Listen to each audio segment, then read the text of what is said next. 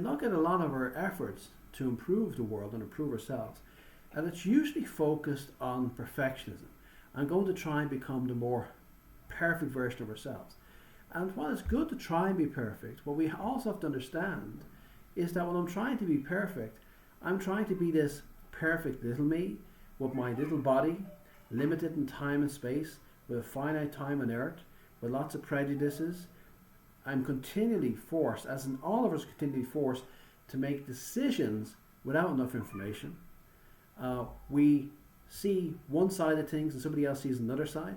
Maybe both are right, both are wrong at the same time, because in certain ways we're right. You have an argument with somebody, in certain ways you're right, certain ways you're wrong. You have this little inner dialogue afterwards, like he did this and she did that. So I don't really see a great future for looking for perfection in my little body and my little personality. I'm not saying that we shouldn't strive for it, but we shouldn't expect it. And just look around you. It's kind of disappointing, isn't it? That human beings are kind of sucky. What is the higher self? And how can we use the higher self to become a more empowered and better version of ourselves? You might have heard of this concept, the higher self. It's kind of an esoteric concept. For those of you who are more of a religious bent, think of the higher self as connection with God. Now, personally, I'm not super religious or focused on any particular spiritual system, neither am I very materialistic. I basically believe that we have to look at what's happening around us, and based upon that we can draw assumptions which may or may not be true, but they seem to point in certain directions and we can perhaps draw conclusions. In other words, a scientific approach to life. And one of the things that I would certainly notice is that there does appear to be a higher power, a better version of ourselves, a higher self, God. Now, the problem is when we get into theology and start talking about, well, I think God is this, and I think this is that, I don't believe in God. Let's put all that to one side. Look at the phenomenology of our life experience. There appears to be some guiding principle. There appears to be some help available. There appears to be better versions of ourselves, better decisions that we can take, and definitely there's something beyond ourselves or transcendent of ourselves. Is that God? Is that simply a better version of ourselves? Is that the simple reality that there are so many options to a decision? We think that there's one way of making a decision, but there's actually many, many, many ways of making a decision. And there's many, many possibilities. If you look into quantum physics, the idea that there's so many probabilities, the one we select is a reality. So maybe there's simply, as say I'm sitting here now, maybe there's a 1,000 variations of what I could do next. And I select one, that becomes my reality. But they're all probabilities. So whatever it is, it seems to be helping us. So what exactly is it and how does it work? And how does it help us? The higher self is a concept that either there's a God beyond us or a better version of ourselves. And the thing with this higher self and how it helps us is that we are kind of the little me, the little us. And we're very strongly affected by being in a physical body and all the conditioning. And it seems to me as well that even each individual body is conditioned by certain circumstances, by your genetics, by your environment, by your life experiences. Your body develops its own kind of habits and so on. And so we're reduced down to body consciousness. Every esoteric system, every religious system seems to point out that we should go beyond body consciousness, that we need to realize that I'm more than my body, whatever that is. It gives us opportunities and options. So the problem we have with our little selves is that we're always going to be limited in our thinking, limited by the way we're raised, by the prejudice that we have. We can't get out of it. We can be restricted by, things like our age, things like our gender. All these things can affect how we perceive the world. And I look at a lot of our efforts to improve the world and improve ourselves, and it's usually focused on perfectionism and going to try and become the more perfect version of ourselves. And while it's good to try and be perfect, what we also have to understand is that when I'm trying to be perfect, I'm trying to be this perfect little me with my little body, limited in time and space, with a finite time on earth, with lots of prejudices. I'm continually forced, as in all of us continually forced, to make decisions without enough information. We see one side of things and somebody else sees another side. Maybe both are right, both are wrong at the same time, because in certain ways we're right. You have an argument with somebody. In certain ways you're right, certain ways you're wrong. You have this little inner dialogue afterwards. Like, he did this and she did that. So I don't really see a great future for looking for perfection in my little body and my little personality.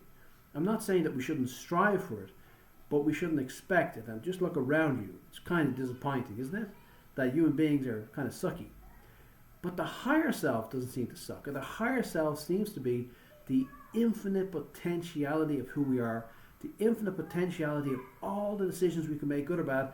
There's like a concept, we could say, a concept of conscious awareness that's the highest self that we could be, the best self that we could be. And this appears to be the higher self.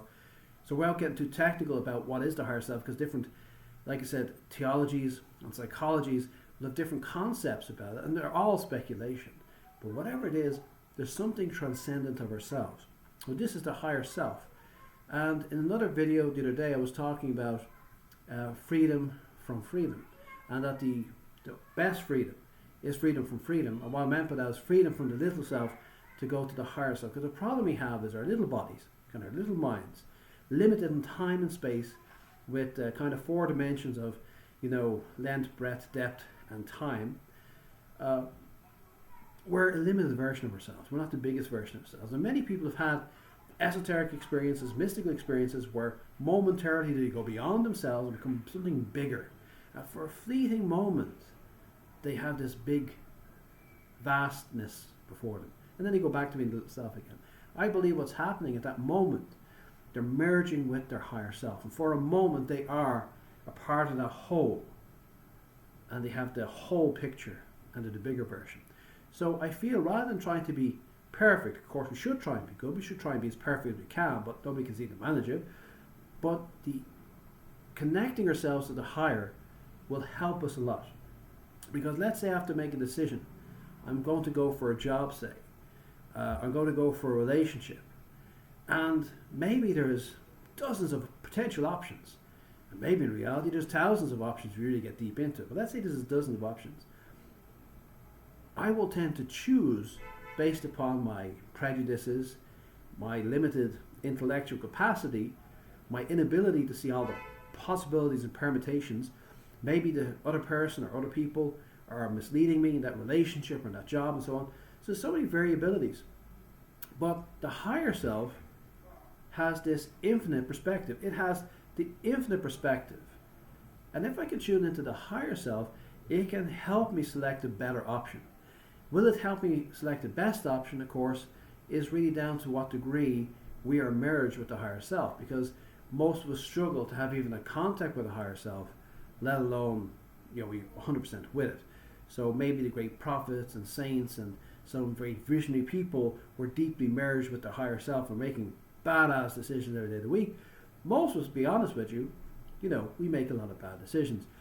So what I'm suggesting here is, by working on getting in touch with your higher self, you're going to make less bad decisions. Not that you're going to be perfect, but you're going to have a better go.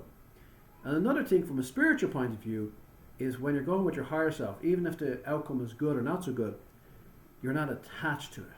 And that ego attachment seems to cause people a lot of problems and regrets and upsets, because you're just doing the best you can and letting the higher self guide you. Okay? So how do you tune into the higher self? Things like meditation, reflection, and the major thing is simply sitting there and saying, when you make a decision, the highest self, God, or my higher self, or the highest potentiality in the universe, or the best version of myself. You just give a label that works for you, something that's beyond yourself. Please help me make the best choice. That's the best for me and everybody else in the situation. Just try it. You have to surrender yourself to it. I'm not saying do crazy ass things like, these people, getting deranged ideas, like the Haiti Bop people and killing themselves, stuff. Not nonsense like that. I'm not saying that kind of surrender, or trying to have a cult. I'm just saying, you yourself in your own little life, just try and say, what can I do now? What's the best thing? So the mistake I feel we make is, we're continually trying to say, I'm in control and I'm going to have all the answers. And I give you a little example before we finish here.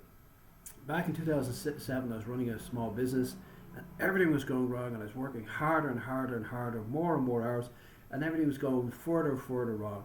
And in the end, I had to give up that business and become unemployed for a while. And I remember saying at that stage, God, you just have to look after me. And once I did that, things improved so much, because if we take freedom seriously, and that some God or being or the universe is giving us freedom, that's also the freedom to not take advice. It's also the freedom to not be open to options and possibilities. So I was trying to fix my problem in my little mind and my little body. And once I let go, then the higher self could come in and look after me. That's what I'm trying to say here. Open yourself to this higher power by being open to, say, higher power, God, spiritual guide, master, Jesus, Muhammad, whatever, my inner self, my higher intellect, the better version of me, whatever it is, the universe, help me make the best decision right now for me and everybody else in this situation. Try that and see how you get on. Please, if you like this video, please like and subscribe. I'll talk to you next time.